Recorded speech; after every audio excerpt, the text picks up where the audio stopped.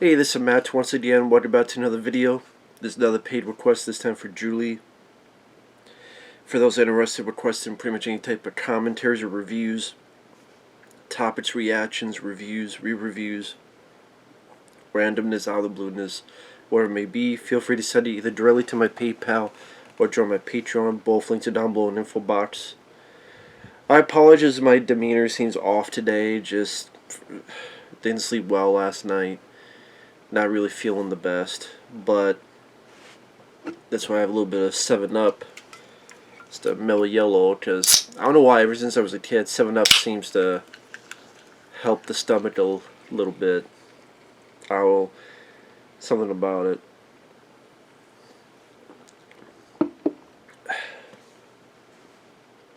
But Julie wanted me to do a commentary on Freddy's Dead, The Foul Nightmare.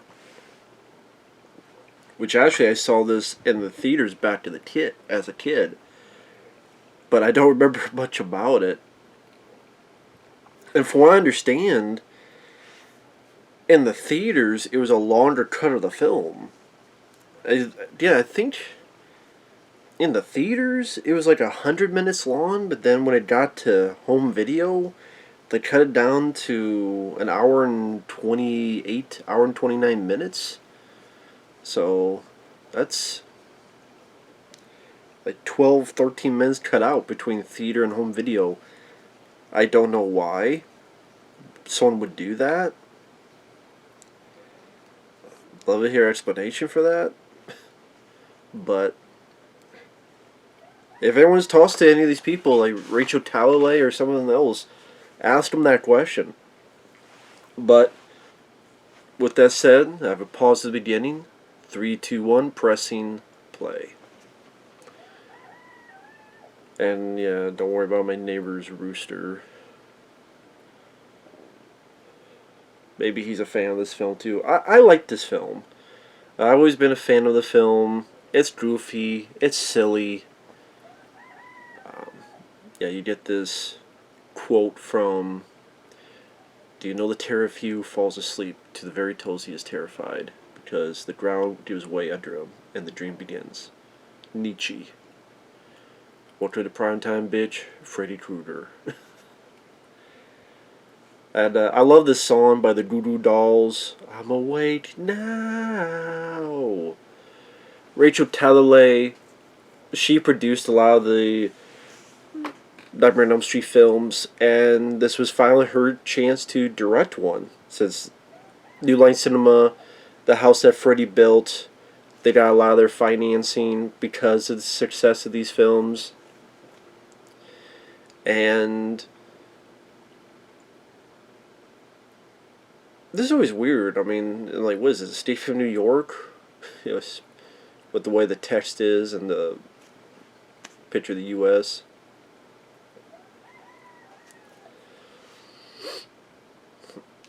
I know there were different. I'll get to the scripts in a minute. That's one of the reasons I like the film. The film feels ambitious with its effects. I guess you could say it with a lot of the Elm Street movies, but you have like the airplane sequence that gotta be jettisoned out, and you have the video game sequence, and you have the stuff in the ending, and again, very ambitious, go big or go home quality to it. And with the short running time, it definitely goes at a fast pace. And just find it fun. Find it almost like a what the hell's going to happen next type of quality to the flick. So pretty much this kid here, he's the last teen in Springwood, and trying to find a way to get out. He's in a dream right now.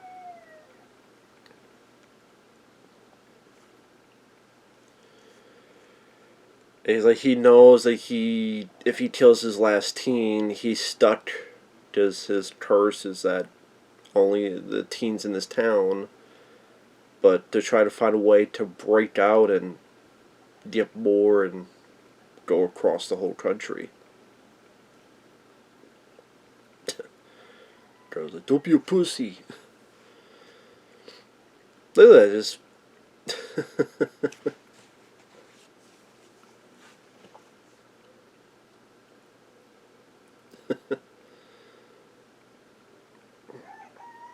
Yeah, I just appreciate all the special effects that they put into this that made the Elm Street films stand apart from, you know, Friday the 13th or Halloween or other slasher franchises.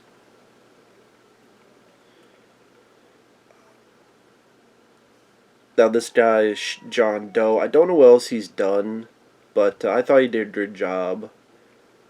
I know one rumor was that it's not, but people thought this was the teenage version of Jacob, that kid from Elm Street 5. I liked his reaction. Oh, shit. I thought that still looks pretty cool. Like a house falling. And idea is like, wow, they're really going big on this. I mean, the whole fucking house is flying through the sky. And again, ready to go out there and shoot my neighbor's rooster. Just, I think this is when a good chunk of the audience kind of lost faith in the movie. Is Freddy Krueger being the Wicked Witch and going, okay, it's a bit too far, a bit too silly, a bit too goofy. But I guess for me, at this point, Freddy Krueger was not scary anymore. He had not been scary for a while. And I thought Robert Englund was just having a lot of fun. I do think it was a better performance than he gave in Elm Street 5. Because Elm Street 5, he just felt tired. He just didn't have that zest. And because around Elm Street 5, they came out in 89. I mean, you had the Freddy's Nightmares TV show, you had Phantom of the Opera, you had his directing job, 976 Evil. He's been spread ultra thin. And so maybe at this time he's able to have a bit of a breathing break. Also, okay, this will be the last one. And, you know, I think Robert Englund does a great job. But, I mean, it's definitely not scary. And I think they knew it wasn't scary anymore. They knew you can't make Freddy scary anymore because of being on MTV music videos, all sorts of success. So they're like, you know what, this is more of a fun. I know one of the inspirations was Twin Peaks. At least that's what Rachel Talalay says. And like I say, Rachel Talalay, she had worked on as a producer, and she would go on to direct The Ghost in the Machine with Karen Allen from Raiders of the Lost Ark and Starman. She would also do Tank Girl. Both were bombs at the box office.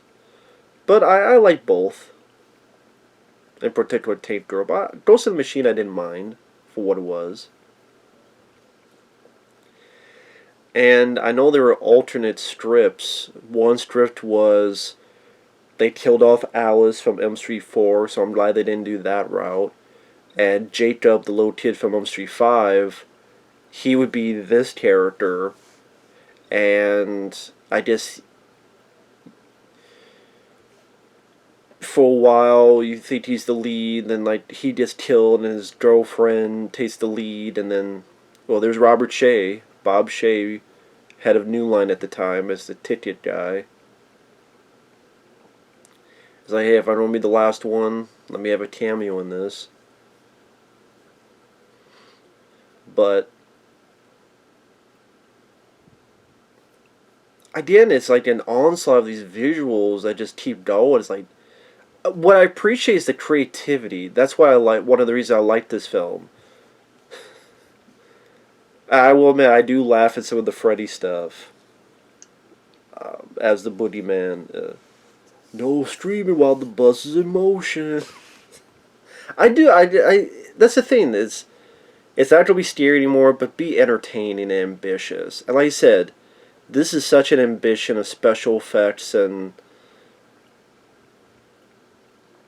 that's where he hits his head and gets amnesia.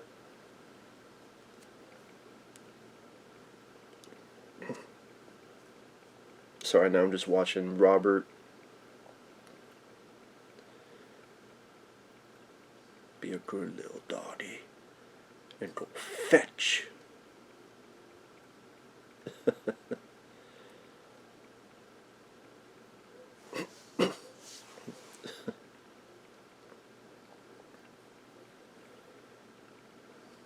I don't mind this song either. I like the Doo-Doo song the best in this movie. I'm awake now, but I do like this song too. But yeah, the original was like the kid, Jacob from Elm Street 5, the one who puked Freddy to death. He would grow up and, like I said, Alice's mom would get killed and he would go through, I guess, a similar situation like this. And then, like the Dream Warriors as ghosts, they were like the ghost, like the Dream Police. That's stupid. Like Kincaid was Power Cop and Joey was Sound Cop and Taryn was Blade Cop. It all sound really fucking stupid. Really fucking stupid. So no wonder they didn't do that. I prefer this. And then Peter Jackson was actually brought in to work on a script. And Peter Jackson's idea was interesting. He's had an idea of sometime in the future, Freddy is powerless. And in fact, was kind of a... Oh god, those handheld games. I mean, he's playing Ninja Gaiden. There's Breckin Meyer. Breckin Meyer would be in quite a bit of stuff. He'd be in those Garfield movies. He worked on Robot Chicken. And, but those fucking games suck. I always thought those games sucked. It's like, get a Game Boy instead. And there... and here's our lead, Lisa Zane. A lot of people don't like her. But I always liked her. I never minded her. I liked her finesse. She's a bit more of an adult character as a psychologist. And she's the older sister of Billy Zane. Yes, the Phantom and Billy Zane from Tales from the Crypt Demon Knight and Titanic. That's his sister, Lisa Zane. I believe she was also the voice of She-Hulk in the 90s Hulk cartoon. But again, I know I'm alone. A lot of people don't like her, but I like Lisa Zane.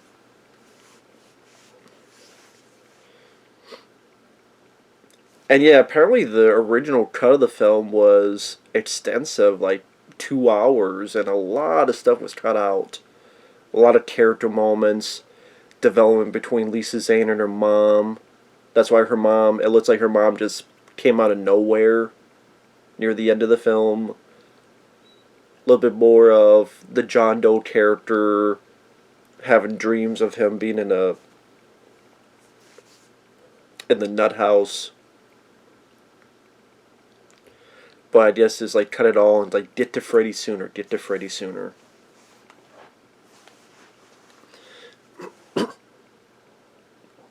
And yeah, I just don't understand how you have the film come on theaters 100 minutes and you cut out like 12 minutes from that to VHS. That's just strange to me.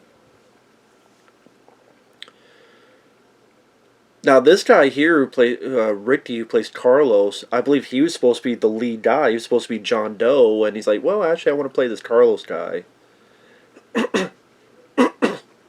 And this other girl is Leslie Dean. And sorry, I thought the actors do a good job.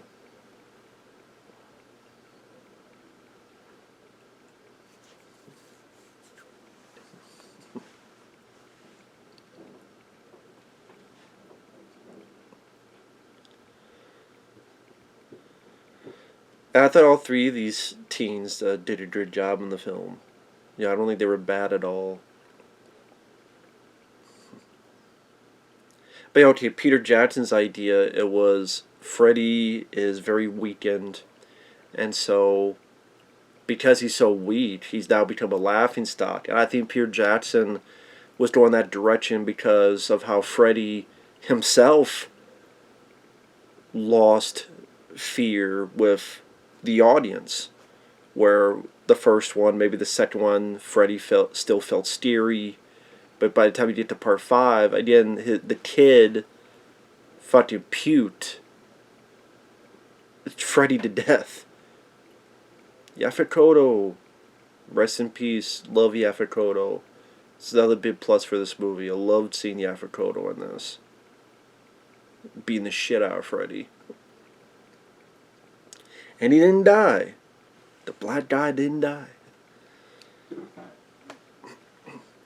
Yafakoto always brings stuff up a few notches when he's in it. Alien, The Running Man, was it The Star Chamber with Michael Douglas?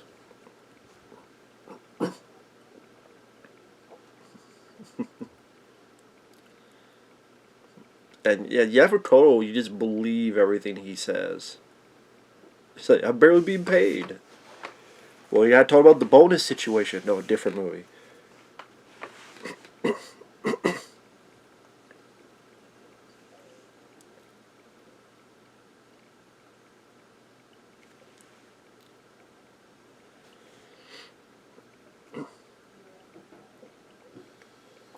But let me get to the point of the Pew Jackson. Freddy is so weak that people just jump into dreams just to beat the crap out of him, embarrass him, make fun of him. All which to me, I'm like, you that bored? Play some fucking video games if you're that bored. But ideas like kids were so fucked with him, and oh, he's nothing, and yeah, Freddy exists, but he's just a. There's no way to take him seriously.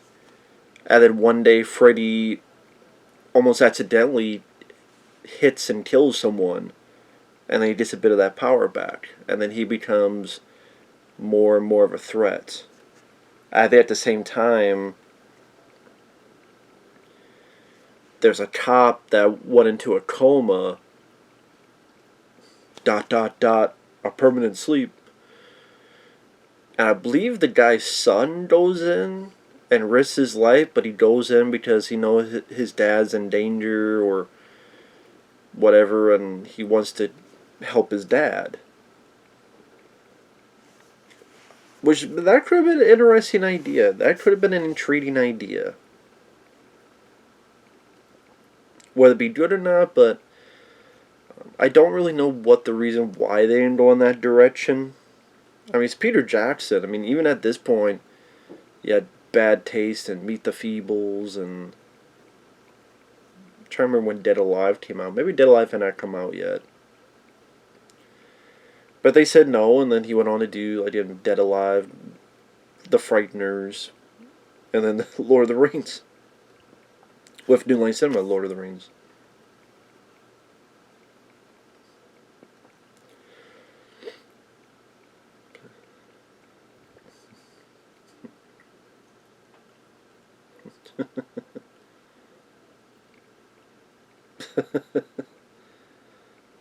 I'll break a bar over your head if you don't shut the fuck up.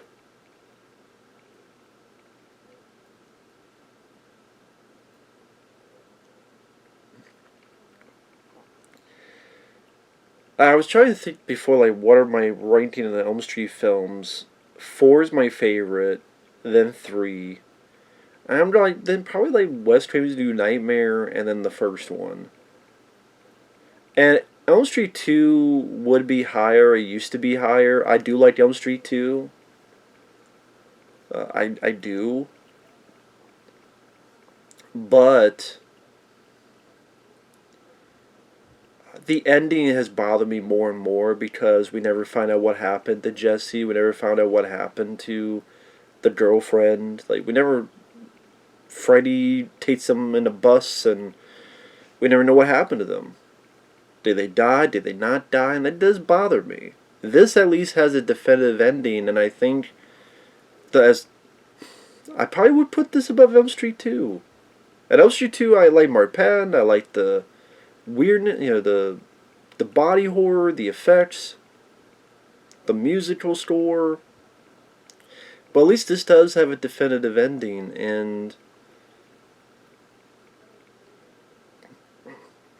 I know people got mad with, well, what the fuck? When did Freddy have a kid? Well, I mean,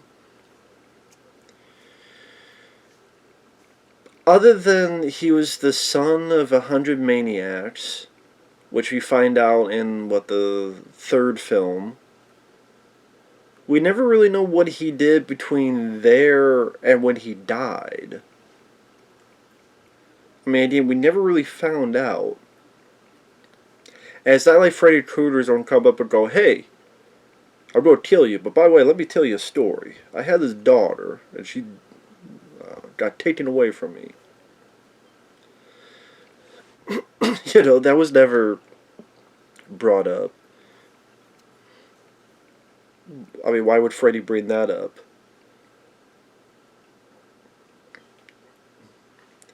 And really, the only backstory of Freddy that we got to know was the constant reminder of how he died, or how he was born. His mother got fucked with by 100 maniacs. So we know how he was born, we know how he died, but all that stuff in between we never knew. We were never told. So it could happen. And yeah, well, why was it never brought up? Well, again, if those records are sealed, which happens, so they hide the person's identity, and everything, I mean, as time has gone on, I've been like, you know what, it's not as preposterous as people make it out to be. How many times have people grown up and they're 30 years old and they don't know who their dad was? You know, how many years come and go, and I mean...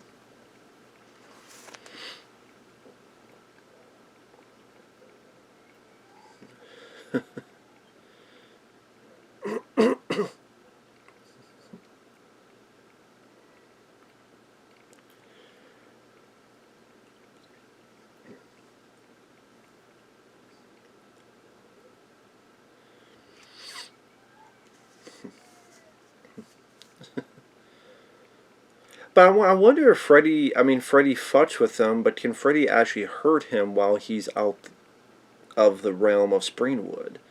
I didn't hear Freddy actually hurt him, though. If Freddy can't hurt him, he'll, I mean, scare the shit out of him, but, you know, at least he'll be alive.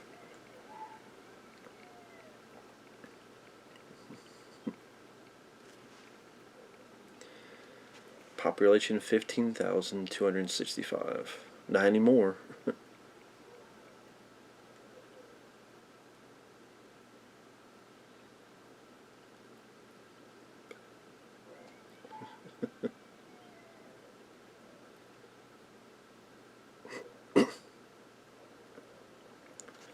Sorry, I'm not saying much. I should be.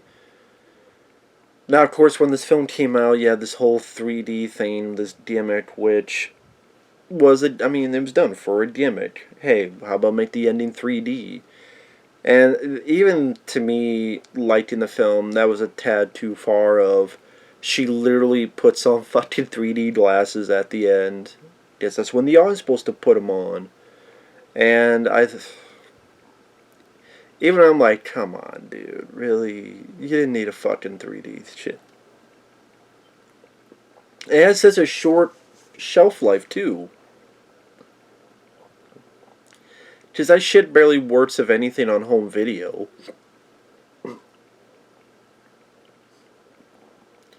And the effects just look goofier, and the idea of her putting on sunglasses is like, come on. Not even sunglasses, but fucking 3D glasses. Like, come on now. And that's also the thing about these movies, that they're technically are slasher films. Just more ambitious slasher films. And as time went on, they were getting lower and lower of a body count. I mean, what, 3 people die in this movie. You have guy gets his head blown up because of his ear thing. The video game one, which there's really not any gore or much to it, and then John Doe, boom, going into the spikes like a Looney Tunes type of thing. Well, they don't go into spikes, but I mean, when it's pulled out, it's like Looney Tunes. And this weird fucked up. I think someone even said, looks like we're in Twin Peaks.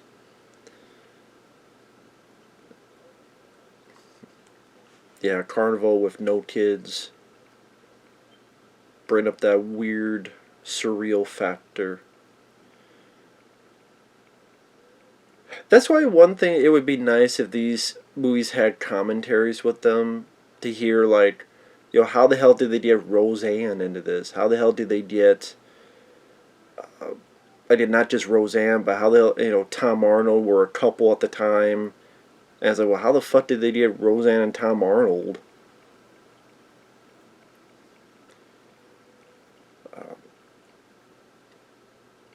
But they're both fucking crazy.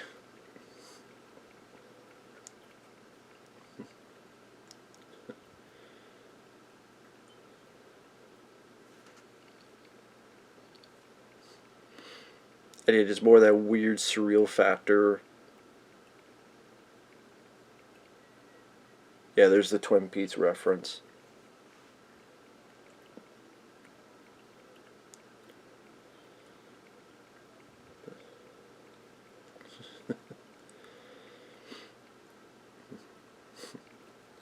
But it does make me want to go rewatch Never Sleep Again, or at least watch the section that deals with this movie.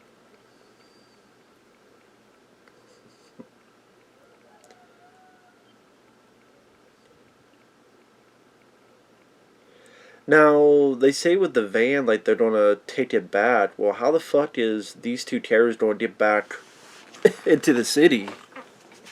Where they're gonna, it's not like they can call a fucking taxi cab or something. The children shall endure, yeah, right. But can you imagine just how many people Freddy would have killed to get every single kid and teen in a town that had a 15,000 population? I mean, I guess that's why they said 10 years later, but that just seems like you now have the FBI and such being called in, some kind of government program called in to look at this and see what the hell to do next.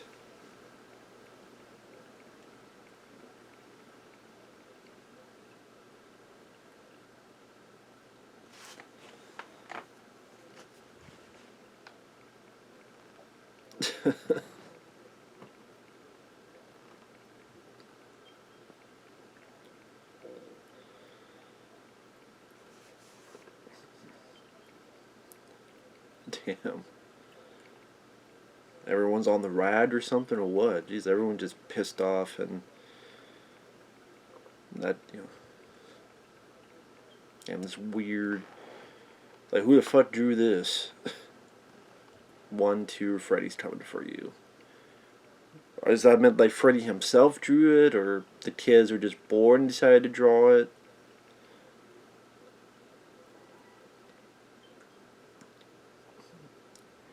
Now, this is a bit of confusion of, you know, how the fuck can Freddy affect reality like this? Because that is a weird thing. Like, how can Freddy react, you know, how can it react to reality and change reality in this fashion?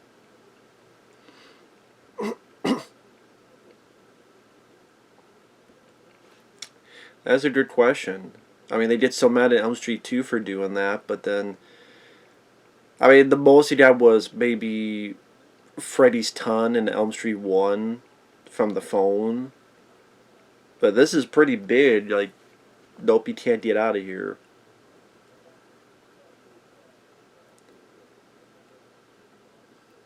I think it's just a weird idea that the map keeps unfolding more and more.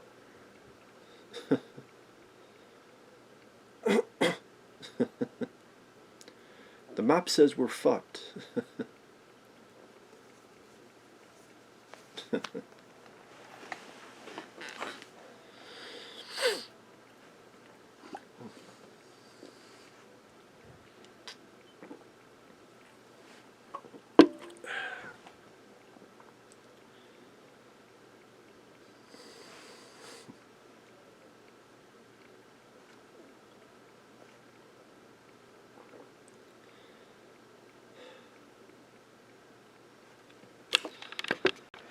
sorry about that. I had to get something done real quick, so I apologize for that edit. I'm paused at 27 minutes and 34 seconds. So again, apologize for that edit. But I'm paused 27 minutes 34 seconds. 3, 2, 1, pressing play. Going in the van again. And yeah, I don't know how Freddy is affecting the real world in that instance. I mean, like I say, he did a little bit, like in the first Elm Street with the ton and the phone, but that seems pretty extensive. I guess in a way you're getting a bit more of Freddy's backstory in this, which is always a sketchy thing to do, because there's a lot of times you're like, well, you just want to know as little as possible to make the threat that much more scary or mysterious.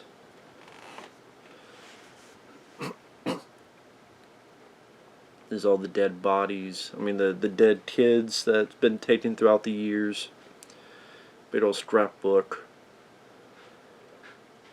And this teacher is so obvious. He's teaching to a class where there's no one there.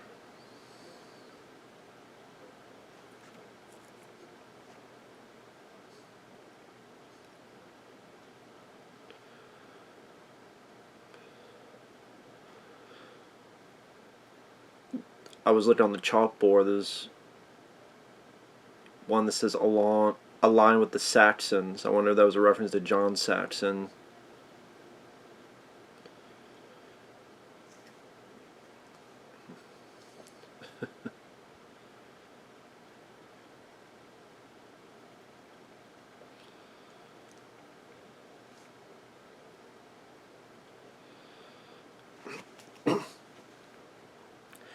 And again, like I said, there's been all this time between when he was born and when he died that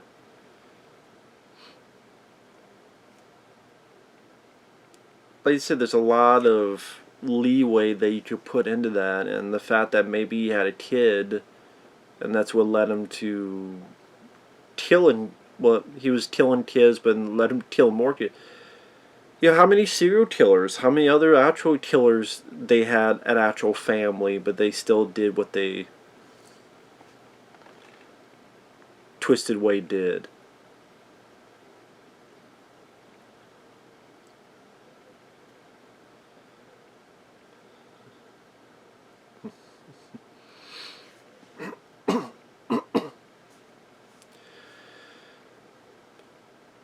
And yeah, sorry that it's not the most energetic commentary. Like I said, just couldn't sleep well and not feeling the best. But I figured I wanted to get this done as soon as I could, because I hate people having to wait.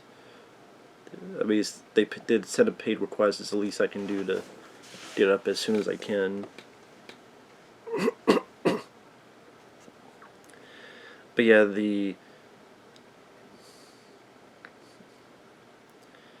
Nightmare on Elm Street started off in 1984 and was just a breath of fresh air. And as the sequels followed, they made decent amount of money. Elm Street 3 and 4 were the bigger successes. And then Elm Street 5 kind of canceled that out. To me, it's the worst of the 6. It's a terrible movie. It did not know what tone it wanted to be. Maybe you don't like the tone of this film, but the tone, they kind of picked the tone and stuck with it. This weird comedic, surreal way of it. And like I said, this one's definitely more of an ambitious, effects-driven movie.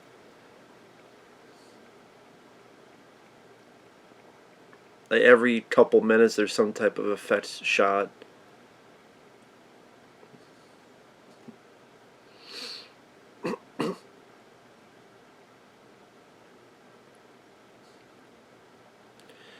Yeah, Carl's going to be the first to die.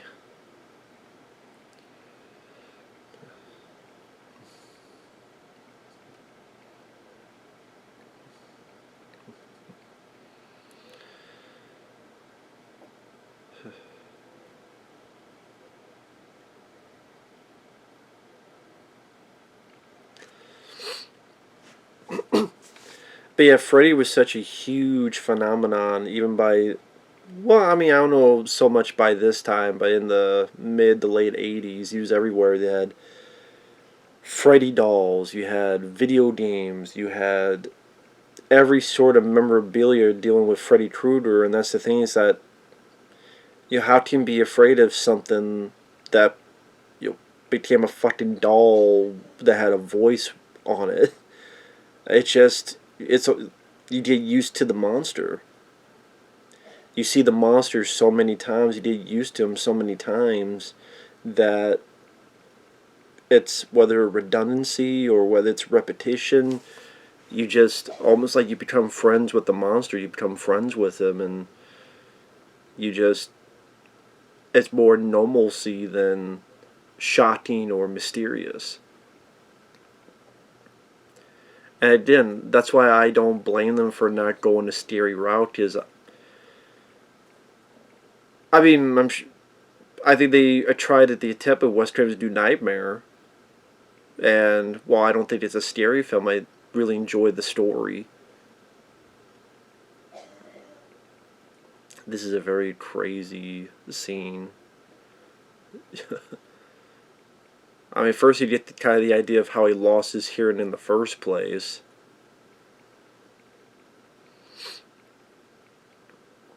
Ew.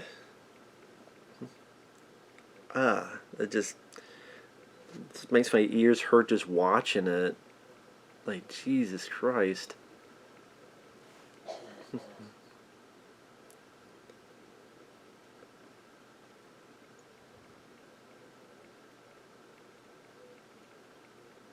And this is just a really fucked up idea of, you know, making a guy deaf, and I like what they do with the sound. Certain things are highlighted, and most of the sound is brought down. I thought, like I said, I thought it was still a creative, interesting idea. We hear much more of the breath. All the other sounds are much more muted. Just gave another certain weird feel to the whole sequence. Made it unique, didn't feel like the same thing you've seen before. And, you know, you feel sorry. I mean, the guy seems like a decent guy. There's nothing about him that was annoying or irritating. I will admit, I did laugh at this. Hey, Carlos, come on, buddy. Hey, Carlos. Boodle, boodle, boodle. I did laugh. I'm laughing now. Shh. Tiptoe around the tulips. Get the fuck out. Like I said, Robert Englund felt like he had rejuvenated his energy after '89, where just stretched in so many different directions. And even like the camera work, like this camera work here being ambitious, and oh, don't take it back, man. It's gonna be different. He altered it, and you'll find out how he altered it. Last thing is Freddy. I mean, this is definitely a creative death scene. One of the more creative death scenes for one of these nightmares. Okay, guys, hearing loss, how do you fuck with them? How do you play around with that?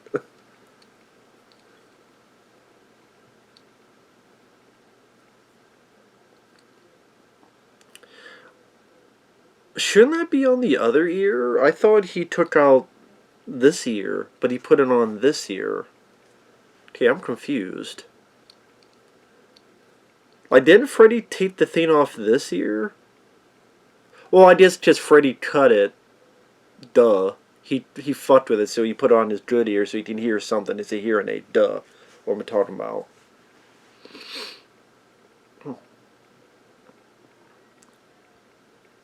How, you know, even one little pin to create that much of a noise to mess with his head.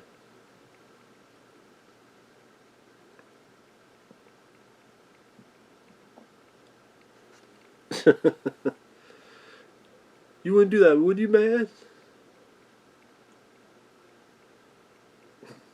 And like, even just these little pins could create this amount of blood from his nose.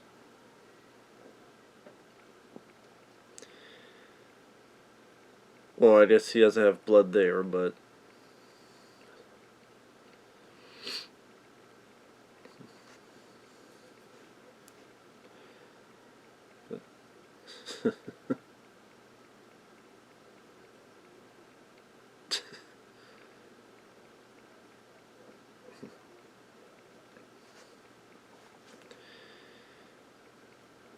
and no one likes this sound, but you may not like the sound, but it won't kill you, but we'll hear. You ever seen Scanners? There's the blood from his nose and ear. And this is where you get the head explosion coming up. And yeah, I definitely think it's one of the more inventive death scenes in the franchise. Boom.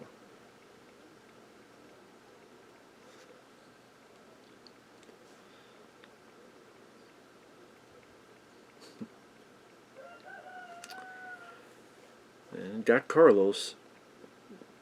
At least in these films, when it got to this point, it just was not a lot of, body count. It was, and that's the kind of interesting thing, is that a lot of these films could get away with a low body count because of what they were trying to do with the story, or try to be inventive with the dream scenes, and that's what made them a bit of a step above other slasher franchises, is because of the dreams and because of the villain being able to talk and such.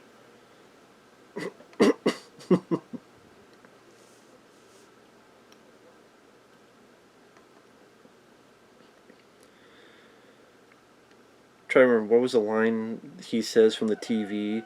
"Don't fall asleep, man, Spencer, you stupid stoner." Ah, man.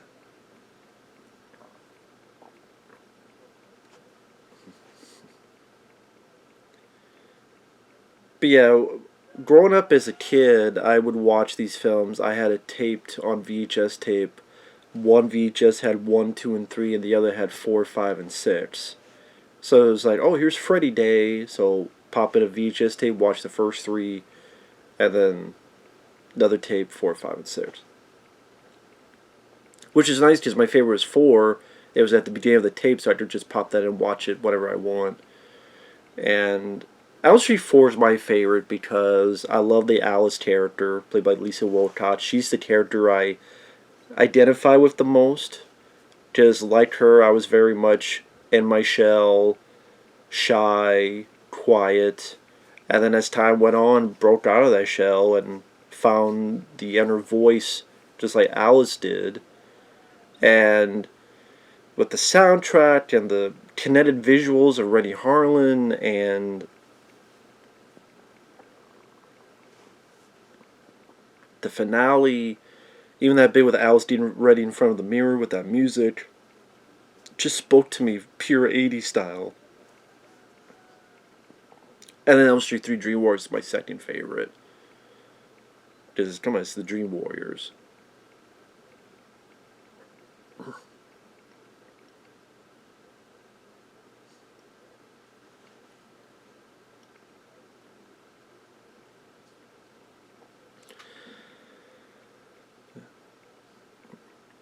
Now, I was trying to throw the audience off, thinking maybe the John Doe is the kid, but if you thought about it for a minute, it would make zero fucking sense.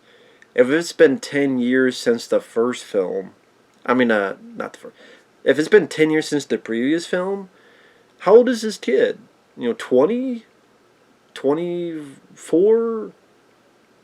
It's like, Freddy would have had a kid in the first or second movie. No, it would be an older person like Lisa Zane, so it actually fits more in that status.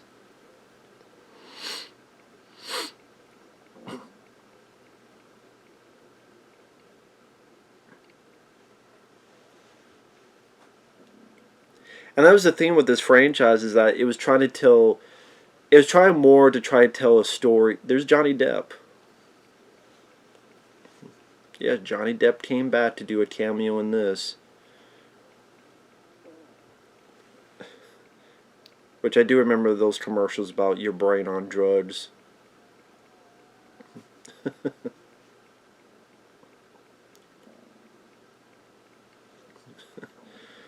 I mean, how many times you don't see Robert Englund smack Johnny Depp in the face with a frying pan? And this very psychedelic scene with Anagata Devita, which was in Manhunter, Michael Mann film, and then I remember that it was on a Halloween episode of Home Improvement, where the little kid kept getting scared, so the parents helped them scare the two older kids. Like Tim Allen comes out in this weird monster, like light suit. Anagata Devita, baby. I think Rachel Talalay had worked on a film called Crybaby with Johnny Depp, and that's how she was able to like converse with him and got him to do the cameo in this one.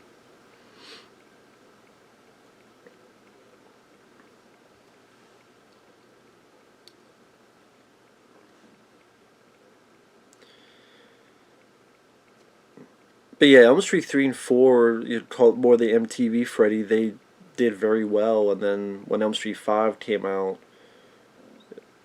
put a damper on things.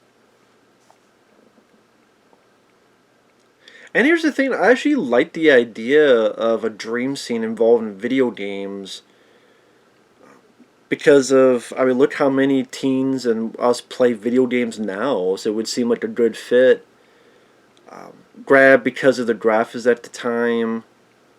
I mean, this was like a shitty video game as is.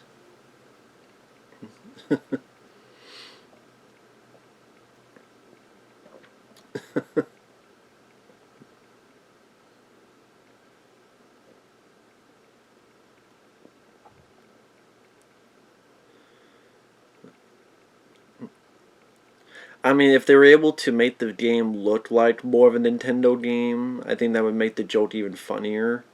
Like a Mario or whatever type. But I do like Robert, he's like, great graphics, and you've got the power glove. I will admit, I did laugh, I did chuckle. Yes, it's goofy, yes, it's silly, but yeah, it's pretty ambitious and creative. Because what he did to a part 6, can you be scary anymore when you get to part 6? I don't know if you can. At least it's trying to be unique, and it's not like the Texas Chainsaw Massacre that so many sequels think they're going to be the first one again, and they fail. Texas Chainsaw 3D, the new Chainsaw Massacre, they think they're going to be the first one and be intense and being scary, and it's not. Not in the slightest. Just fucking sucks. And that's not the only reason they suck, but what do you call that? Rational? And it's like, okay, what if you control someone like Mario? I could probably do without the goofy sound effects. I could do without that. But like, you're controlling a player. I mean, you're controlling a character just like Freddy's controlling this person.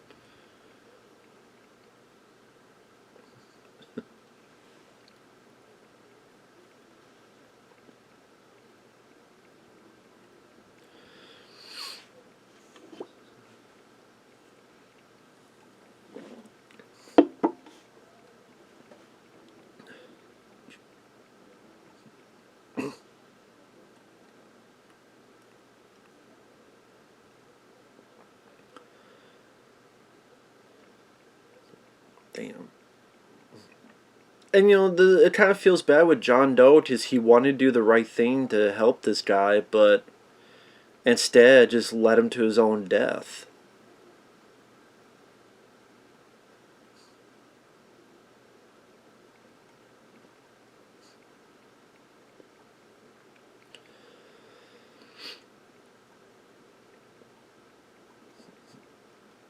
Yep, there's Freddy there.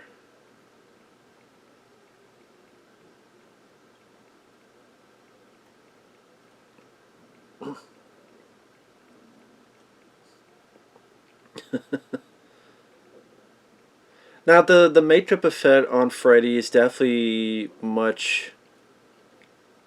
I don't know if it's just they put more lighting than they should on it, or is that as pronounced as like Elm Street 3 and 4.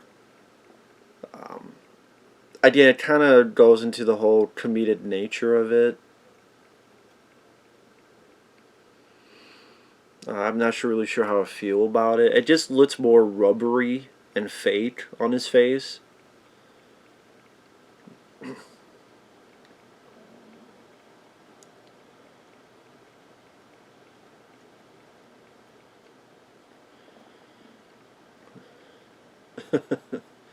I beat my high score. Maybe at this time people felt it was like the old grandpa trying to tell you jokes. That's how they thought of Freddy. Well, I mean, it's kind of not the antithesis, but it's kind of what Peter Jackson was thinking in his original script, is that people thought of Freddy as a joke. This film kind of furthered that predicament.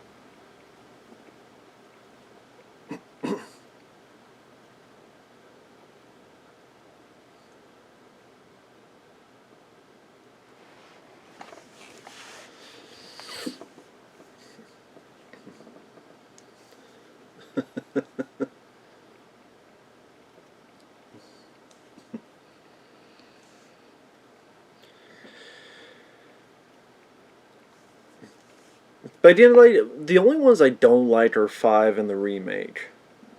I did if I had to rank them, it was like 4, 3, Western's New Nightmare. I think that's a very intriguing story. Then 1, and then it goes between Freddy's Dead and Elm Street 2. Like this one, I appreciate his ambition. I keep saying this, the creativity. There's a definitive ending that does help.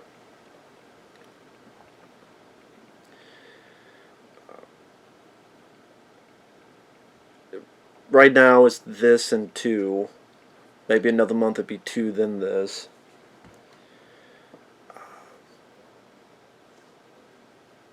Trying to think what else. Maybe then Freddy vs. Jason, which is a decent Freddy film, but it's a really bad Jason film.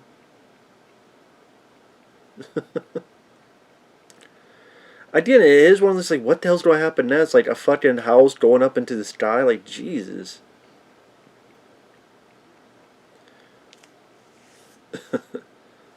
I'm not leaving this bed. Then it starts on fire. I like the line as like, I hate this house. I think he says his ear. I hate this house. There you go.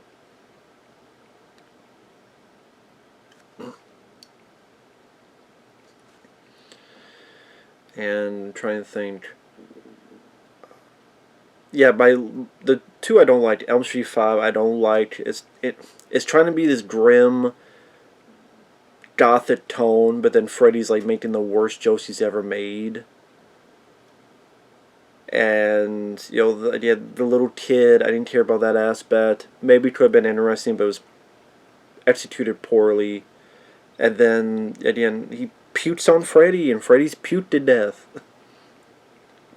I think the remake is the worst. Because the remake showed how you make a Freddy film with no creativity and no ambition.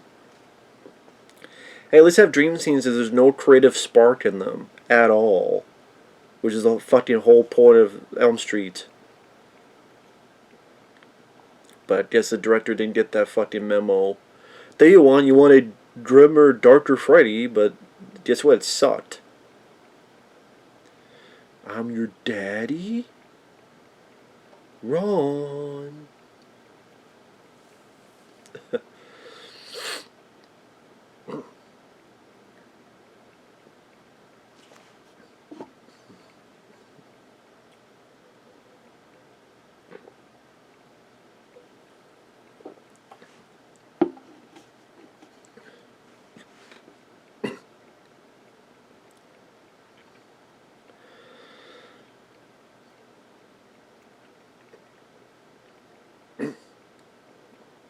if, I felt bad for seeing this character die, because I did grow to like him as the movie went on, and yeah, this is where that Looney Tunes scene where, like, Wile E. Coyote would do that. Only much more violent outcome.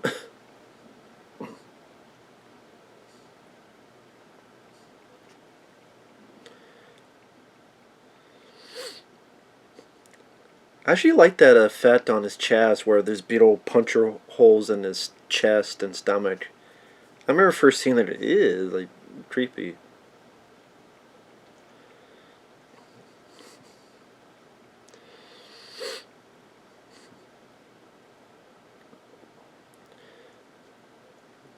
And the way this body does this is how, they can't have the evidence.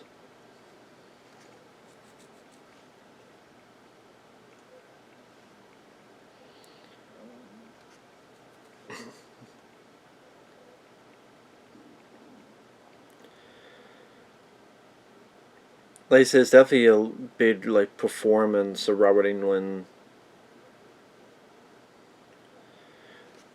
I read somewhere that there was talk of maybe if there was a spinoff that it would be Freddy possessing this character, and that then she would go around murdering people. That must have been thought for like 5 seconds, and someone said, "No, that's fucking stupid." At New Line Cinema, I mean, it was the house that Freddy built, and in the '80s, I mean, they were releasing other films like The Hidden, among others, but the Freddy films were the biggest hits for them at the time until they get into the '90s, and then they were getting other franchises. House Party, they were making sequels to them. Teenage Mutant Ninja Turtles was their biggest hit, which then dumbfounds me that that film never got a special edition. I'm like, that film made more money than a lot of your Elm Street films combined. But, and then that had a successful franchise of 3 movies. And then you had led to your Rush Hour films and Lord of the Rings films and Blade, Blade 2, other more New Line Cinema successes.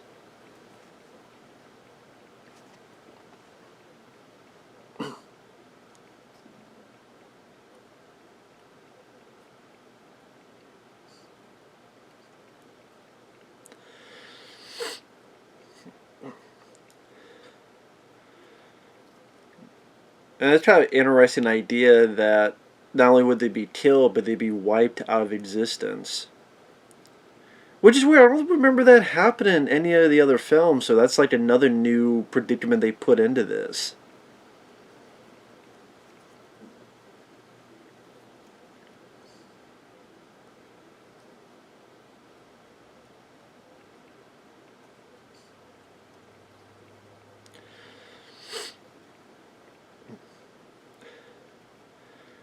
Yaphet. You don't fuck with Yaphet. I miss that man. He was such a good actor.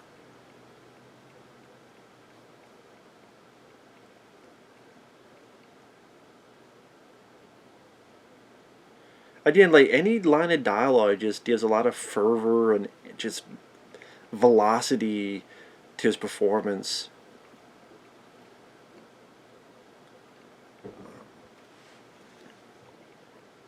I mean, it would have been nice to see even more Yaphet in the film.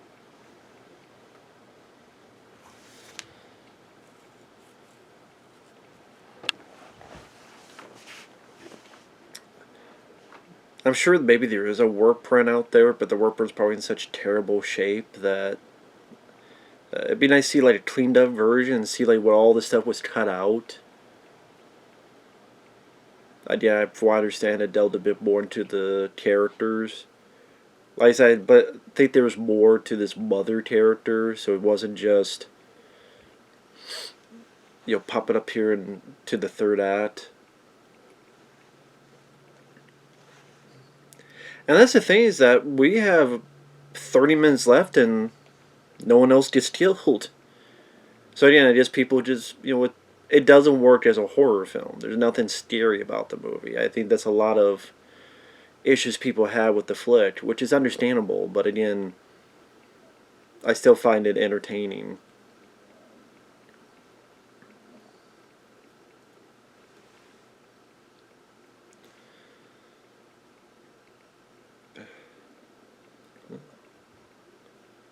where she was adopted.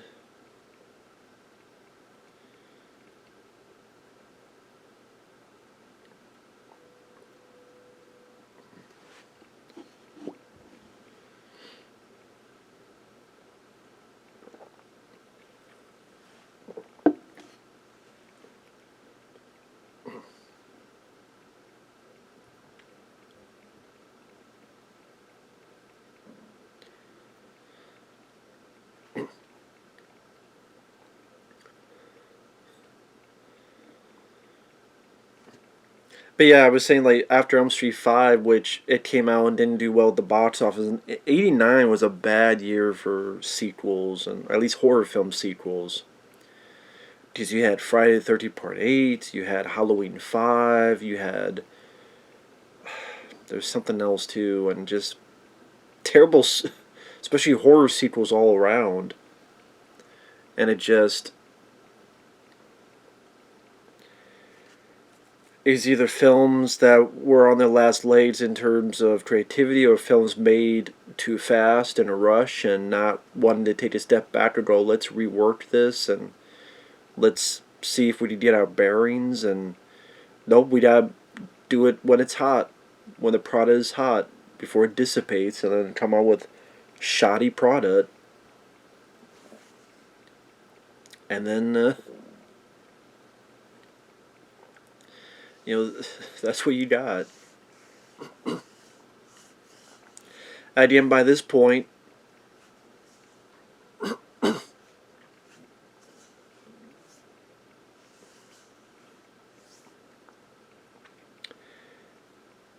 I thought this was kind of interesting, like one of the few bits you did Robert Englund out of makeup, like Freddy without the makeup. I mean, other than that TV pilot of Freddy's Nightmares, this is like the most you get out of it, and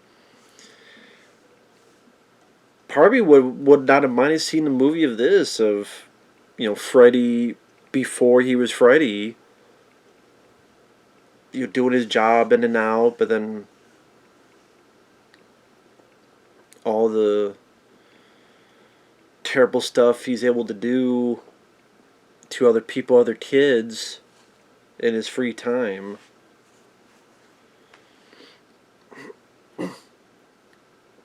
And how many serial killers are there where they also do, kill kids and such?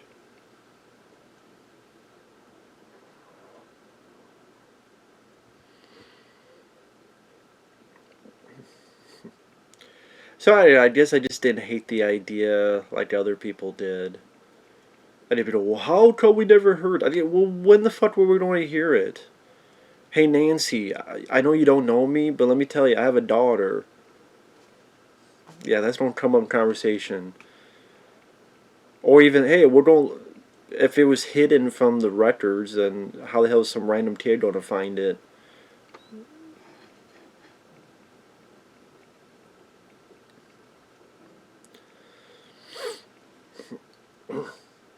Why did Freddy try? Well, Freddy had all these people in town to kill.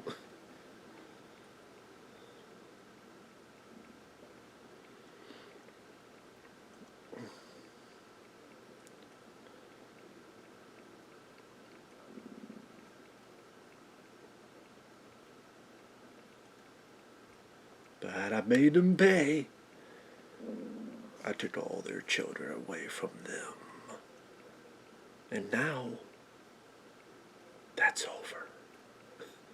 Like, Robert Englund having so much of a ball in this. Like, he, at this time, figured this was the last time he was going to play this character, so I gotta go all out and not hold back. Start all over again. Every town has an Elm Street. There you go. And that's one of the reasons why I enjoy the film. Not just for how visually creative it brought the film, and how it uses budget effectively, liking the actors. Like I said, I think Lisa Zane and even Leslie Dean, I don't think these actors are bad. Not in the slightest. Go watch Terror on Tour. Go watch Final Exam. Go watch some of his other actual dog shit. Halloween 5 is dog shit. Sorry, Halloween 5 is absolute dog shit. This is way better than Halloween 5. This is way better than Friday the 13th Part 8. Hands down, no question about it. This didn't lie and say you're going to Manhattan, you're on a fucking boat for most of it. And the characters suck in Friday the 13th Part 8. Like, the lead girl sucks in that. Halloween 5, you got a stuttering kid. Oh, you have a talented little girl, but let's make her mute. You have a bunch of cops that come in, and there's fucking Bozo the Clown sound effects. That made Donald Pleasant his character to a dickhead. Fuck Halloween 5. Fuck Friday the 13th Part 8. Those are bad sequels. This is, again, it's goofy, it's silly, it's not in my top 5 Elm Street films, but it's... And this is, like, creepy, like, the idea of... You know, she was abused, sexually abused by this guy, and in a way is her be able to get revenge, and...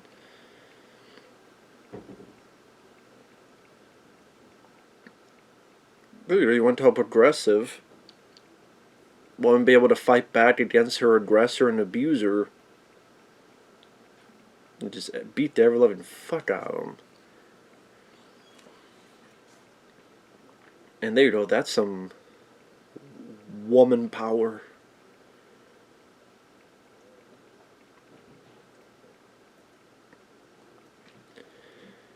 I think this makeup coming up is interesting.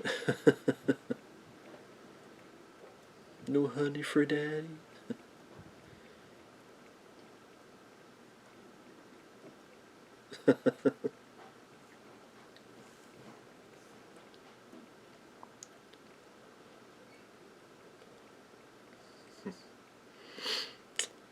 God, what a dickhead too.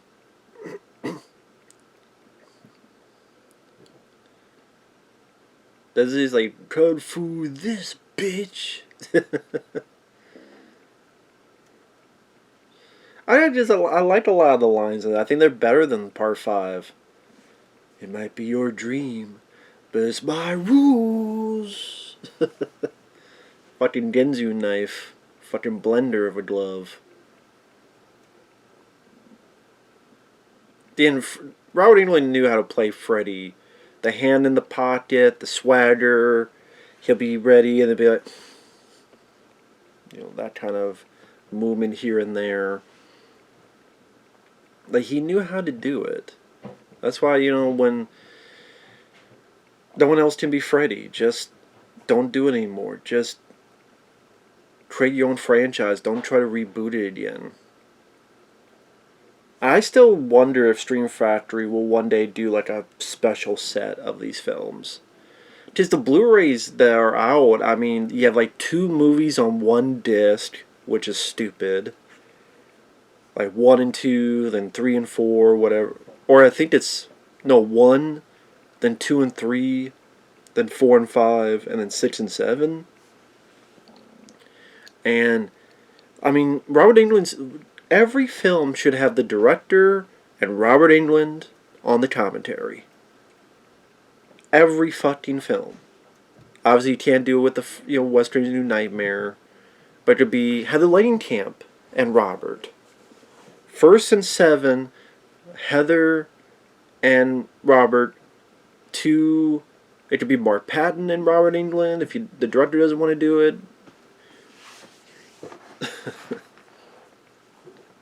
There you go. Beat the shit out of him, Yafakoto. Beat the fuck out of him. Again, you don't fuck with Yafakoto. And they're like, no, we're not going to kill this guy off. It's Yafakoto. I was, oh, he died in Alien and the Running Man, but it's like, I ain't dying this motherfucker. A xenomorph killed me. Don't let Freddy kill me. May break my bones. But nothing will ever kill me.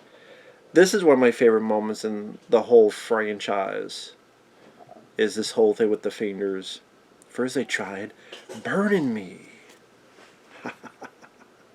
Then they tried burying me.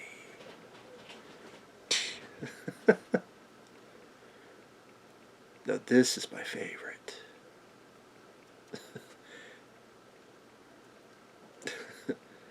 They tried holy water. And that was in part 3. But I just keep on ticking.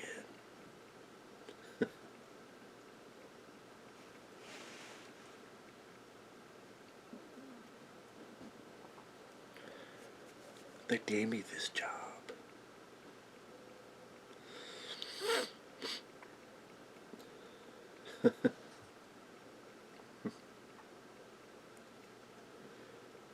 And in a way, this is kind of the final bit of the franchise, because Western's New Nightmare is his own unique thing. Freddy vs. Jason is technically a sequel to this.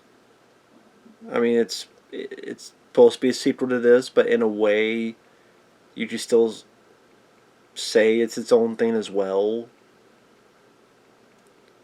I guess you can ignore it if you want to.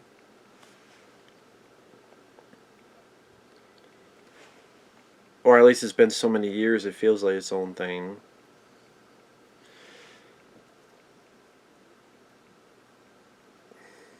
And then there you go. Like I said, Freddy vs. Jason, I saw in the theater. I liked it because it was an event. Watch it again. There is style. There's gore. Yeah, I think the Freddy bits are fun, but the Jason stuff is really... I mean, there's a couple cool kills, but him being afraid of water, and I hate the look of Jason. I just hate the way he looks, and fucking Frankenstein monster shit.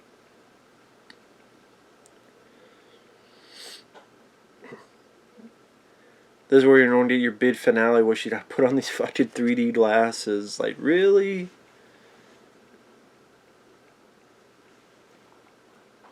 And of course, an idea that we saw in the first film is bringing Freddy into the real world. Which just made sense. Kind of the way it began, let it be how it ends.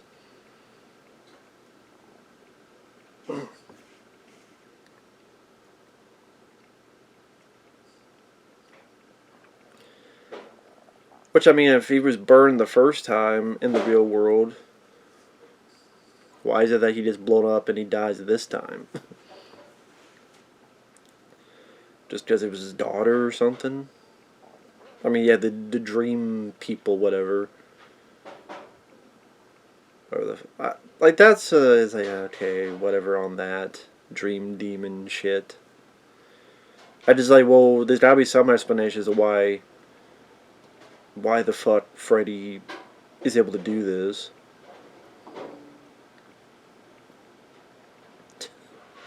There goes those 3D glasses.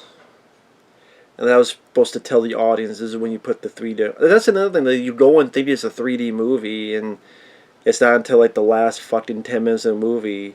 See, then like I think there's times like you're having the fucking 3D glasses on the whole time. Like, when the fuck is the 3D? And then, oh shit, no, you're supposed to wait till the end and then put the 3D on. And this bit here is like, these things supposed to go towards your face or whatever. It's like, it just looks silly nowadays. And this stuff you're passing by.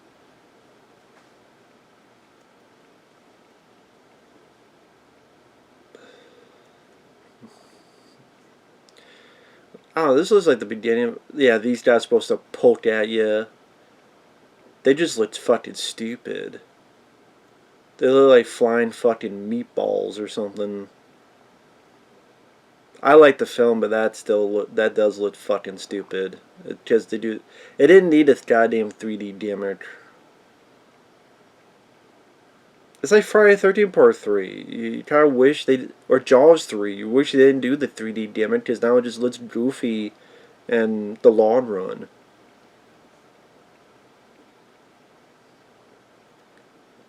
That's the problem with 3D, is that I don't think there's a long shelf life for those movies. And I like Jaws 3. I like Friday the 13th Part 3, but, you know.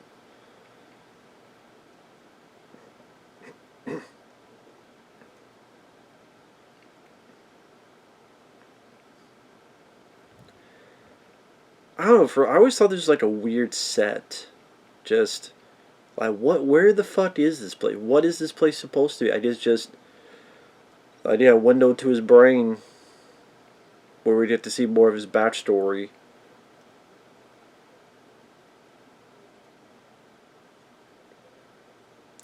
Which does bring back the son of 100 maniacs that the kids call him.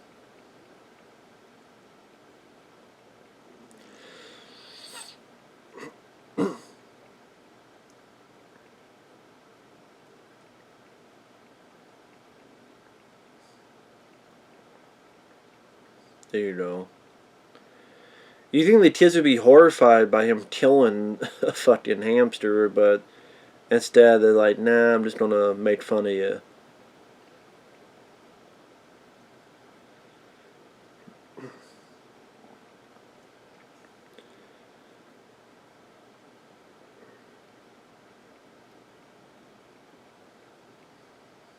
And then what's this guy's fucking problem?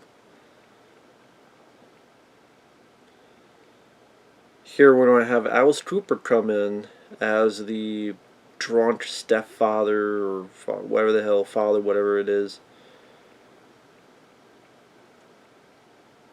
Yeah, stepfather.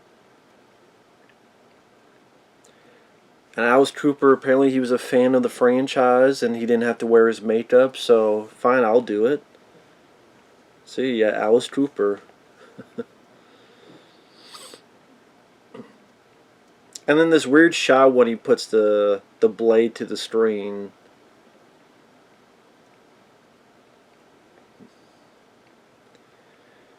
It's like we can't have him stab the person, so we just have him stab thin air. Like what, did he stab a ghost?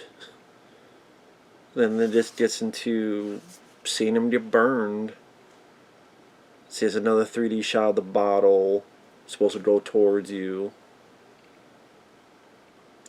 Again, other than the Freddy's Nightmare pilot,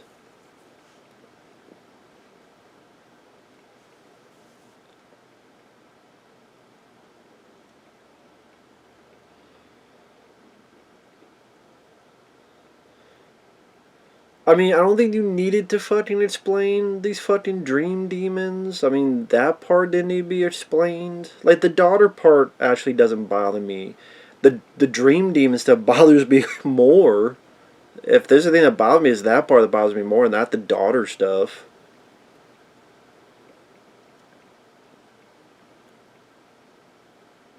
Because I actually think this scene's kind of effective. I think the little girl does a good job of, you seeing your mom get killed, and the fact it's a faraway shot. Like, this little girl, I think, did a good job.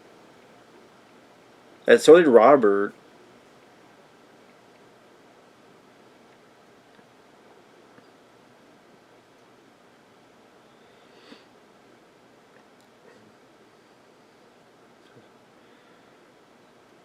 I thought that was a nice effective bit there.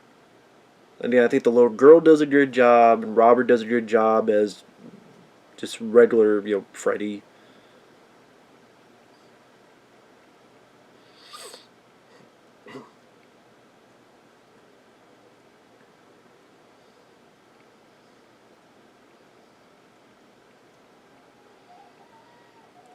Of course, to him, he's laughing because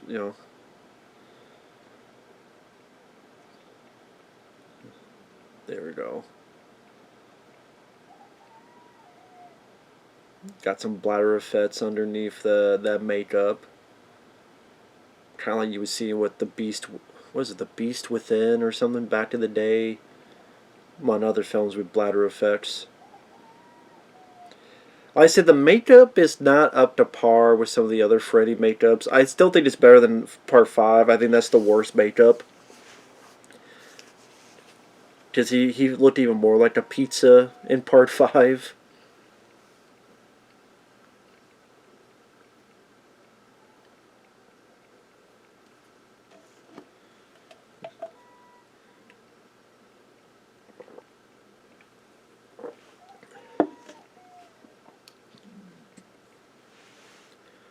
Here we get the weapons ready to go.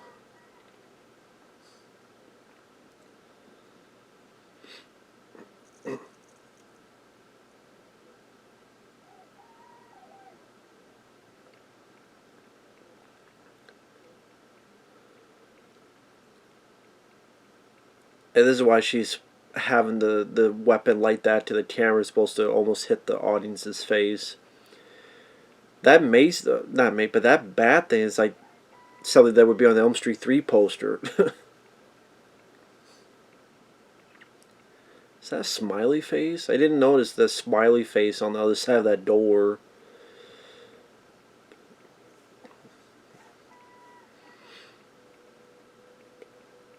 I guess maybe for the final battle, people thought it'd be much more of an epic battle, whether in the dream world or. But here it looks like some. It's supposed to be part of the shelter, but it looks like some abandoned warehouse.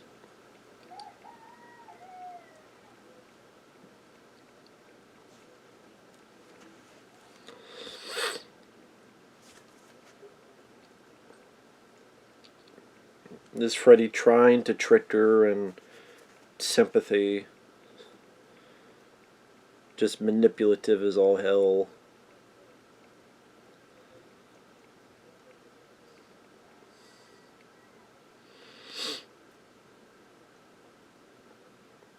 Yeah, exactly.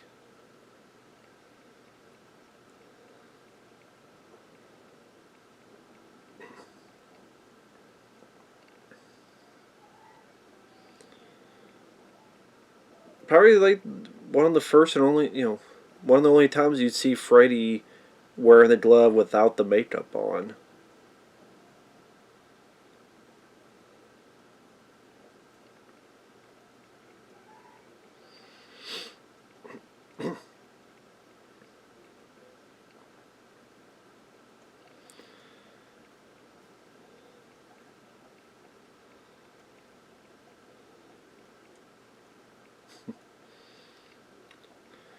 Punch him, kick him in the nuts. He'll feel it this time.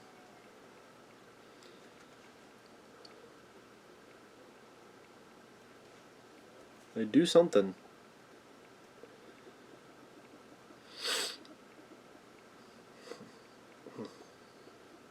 There we go, nice headbutt.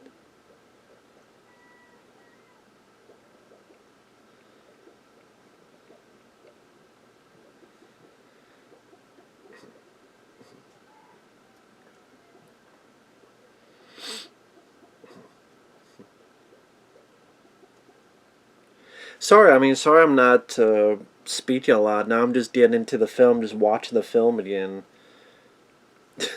Does he like bite his nose? There you go. Make the villain suffer before he dies. Yeah, it like breaks his fingers.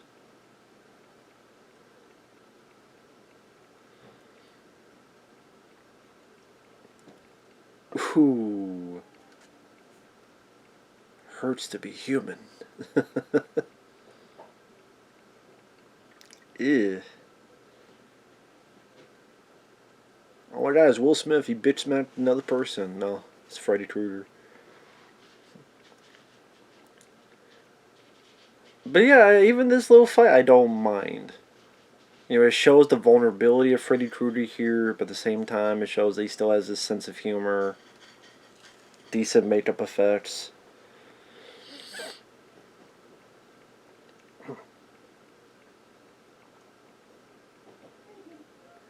Ooh, damn. Knife to there. Ninja star almost to the crotch. How the hell did she learn how to throw all this stuff? Do all psychologists have like a school for throwing fucking knives and ninja stars?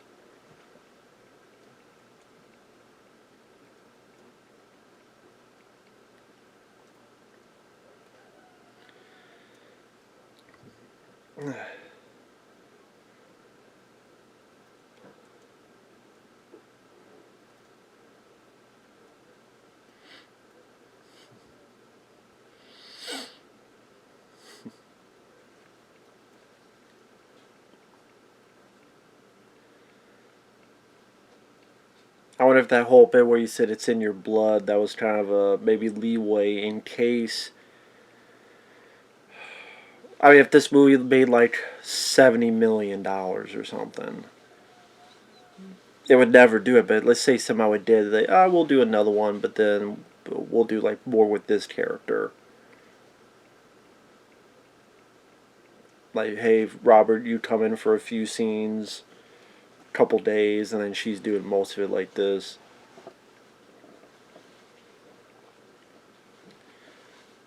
There you go, right in the clincher.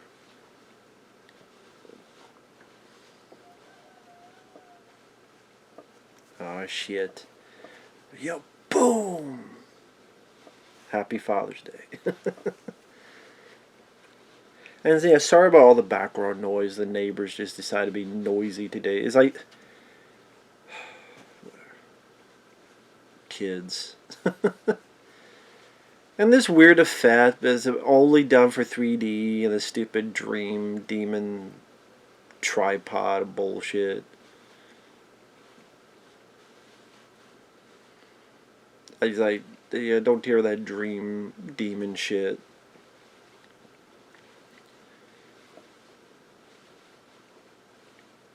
And here we go, Freddy's dead.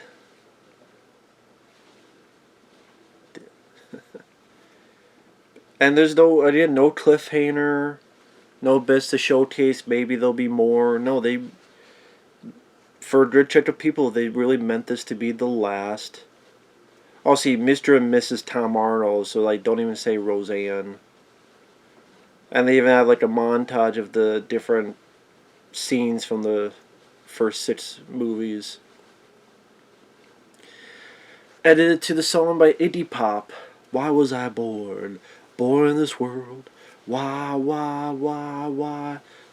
I born?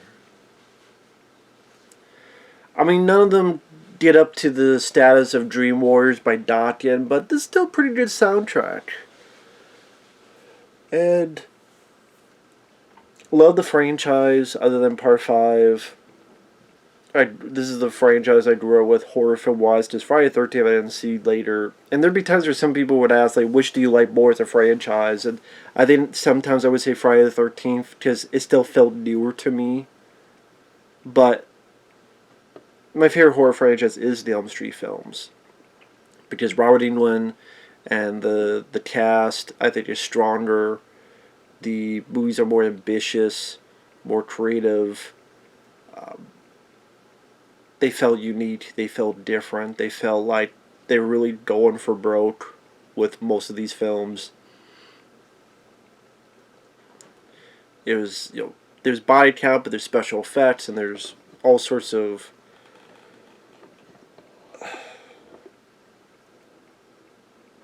stuff that just made it above, you know, slasher films of its heyday.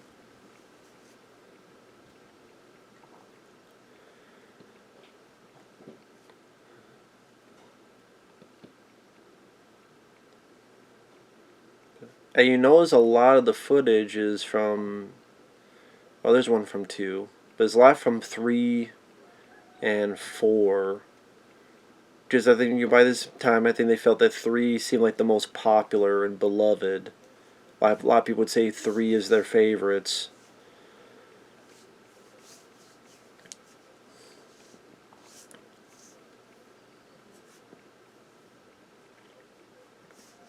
But they got a little bit of Part 5 in there.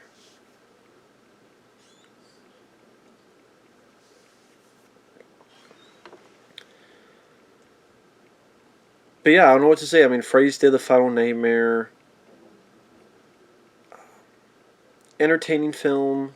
I think it's fun. I don't think it's as bad as people make it out to be. It is silly. It is goofy. As I said, I like the soundtrack. I like Goo Goo Dolls, Iggy Pop. I like the special effects, other than those Dream Demon bullshit. I like Robert Englund. I think gave a very solid performance. I like the cast, especially Yaphet Kotto. Can't go wrong with him. And there's some stylish direction, like Rachel Talalay with the camera movements, and you know she wasn't just put the camera there and just move on. I mean, ambitious, creative. I think that goes a long way for me.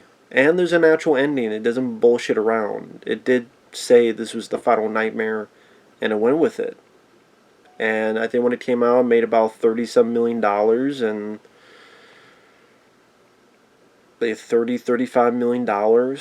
So I think it made like 3 times its budget back. And overall, despite some nitpicks here and there, still think it's a fun movie. So with that said, thanks for watching. Take care. We'll see you guys later.